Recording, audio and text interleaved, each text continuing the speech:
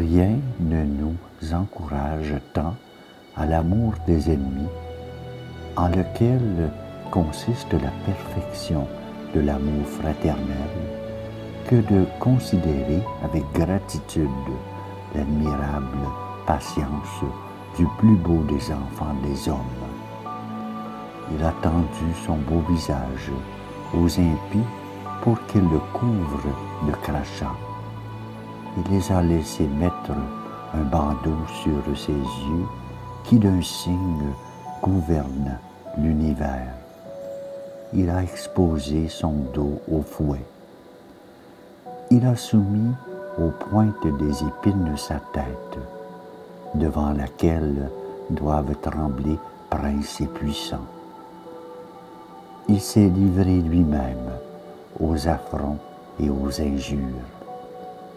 Et enfin, il a supporté patiemment la croix, les clous, la lance, le fiel, le vinaigre, demeurant au milieu de tout cela plein de douceur et de sérénité. Il fut mené comme une brebis à l'abattoir.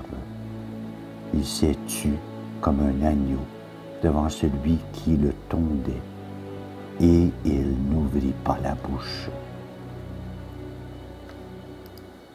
En entendant cette admirable parole, pleine de douceur, d'amour et d'imperturbable sérénité, Père, pardonne-leur. Que pourrait-on ajouter à la douceur et à la charité de cette prière? Et pourtant, le Seigneur ajouta quelque chose. Il ne se consenta pas de prier, il voulut aussi excuser. Père, dit-il, pardonne-leur, car ils ne savent pas ce qu'ils font. Ils sont sans doute de grands pécheurs, mais ils en ont à peine conscience. C'est pourquoi, Père, pardonne-leur. Ils crucifient, mais ils ne savent pas qui ils crucifient, car s'ils l'avaient su, ils n'auraient jamais crucifié le Seigneur de gloire.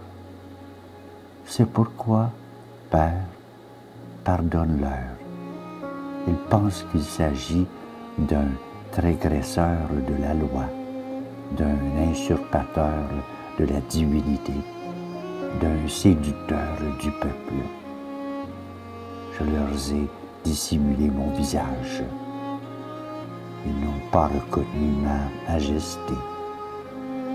C'est pourquoi, Père, pardonne-leur. Ils ne savent pas ce qu'ils font.